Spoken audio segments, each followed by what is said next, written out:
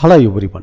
இந்த வீடியோல Microsoft PowerPointல countdown டைமரை எப்படி ஆட் பண்ணலாம் அப்படிங்கறத பத்தி பார்க்கலாம். அதாவது நீங்க ஒரு பிரசன்டேஷன் கொடுத்துக்கிட்டு இருக்கறப்ப more than 30 minutes ஆகுது அப்படினா இதுல கேப்ல ஒரு 15 minutes பிரேக் கொடுக்கணும்னு நினைக்கிறீங்க. சோ அந்த டைமிங்ல கவுண்டவுன் டைமரை ஆட் பண்ணீங்கன்னா அது உங்களுடைய ஆடியன்ஸ்க்கு ஈஸியா இருக்கும். அந்த பிரேக் முடிஞ்சு எந்த டைம்ல அது ஸ்டார்ட் ஆக போகுது அப்படிங்கிறது அவங்க ஈஸியா ஐடென்டிஃபை பண்ணிக்கலாம். சோ என்னோட பிரசன்டேஷன்ல பாத்தீங்கன்னா இது more than 45 minutes இந்த பிரசன்டேஷன் போகும். அதனால நான் இந்த 10th ஸ்லைடுக்கு அப்புறம் அதாவது இந்த 10th ஸ்லைடுக்கு அப்புறம் ஒரு கவுண்டவுன் டைமர் ஆட் பண்ண போறேன். அதாவது டீ பிரேக் டைம். இந்த 10th ஸ்லைடுக்கு அப்புறம் நியூவா ஒரு ஸ்லைடு ஆட் பண்ணிக்கங்க.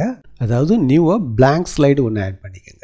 சோ இந்த ஸ்லைட்ஸ்ல இது எதுவுமே தேவையில்லை. அதனால நம்ம ரிமூவ் பண்ணிக்கலாம். சோ இப்போ ஹோம் டேப்ல ஆட் இன்ஸை கிளிக் பண்ணிட்டு கவுண்டவுன் அப்படிங்கறது சர்ச் பண்ணிக்கங்க. சோ நிறைய டைமர் லிஸ்ட் ஆகும். இதுல பிரேக் டைம்ங்கறத ஆட் பண்ணிக்கங்க. சோ இப்போ இந்த பிரேக் டைமை உங்களுடைய ஸ்லைடுக்கு அட்ஜஸ்ட் பண்ணிக்கங்க. ஸோ இதில் ஸ்டாப் அப்படிங்கிற ஆப்ஷன் இருக்கும். பிரேக் டைம் ஸ்டார்ட் ஆன உடனே உங்களுக்கு 10 மினிட்ஸ் தான் கொடுக்க போறீங்க அப்படின்னீங்கன்னா ஸ்டார்ட்னு கொடுத்துக்கங்க. ஸோ இதுலேருந்து கவுண்ட் டவுன் ஸ்டார்ட் ஆகிடும். ஸோ இப்போ இந்த டைப்பையும் நீங்கள் சூஸ் பண்ணிக்கலாம். இதில் நிறைய ஆப்ஷன் கொடுத்துருப்பாங்க. Break fast. ஸோ நான் இங்கே காஃபி டைம்ங்கிறத கொடுத்துக்கிறேன். ஸோ காஃபி பிரேக் அப்படிங்கிறத நான் கொடுத்துட்டேன். இப்போ இந்த ஸ்டார்ட்டுங்கிற பட்டன் ப்ரெஸ் பண்ணால் கவுண்ட் டவுன் ஸ்டார்ட் ஆகிடும். இந்த 10 மினிட்ஸ் கவுண்ட் டவுன் கம்மியாயிட்டே வரும்.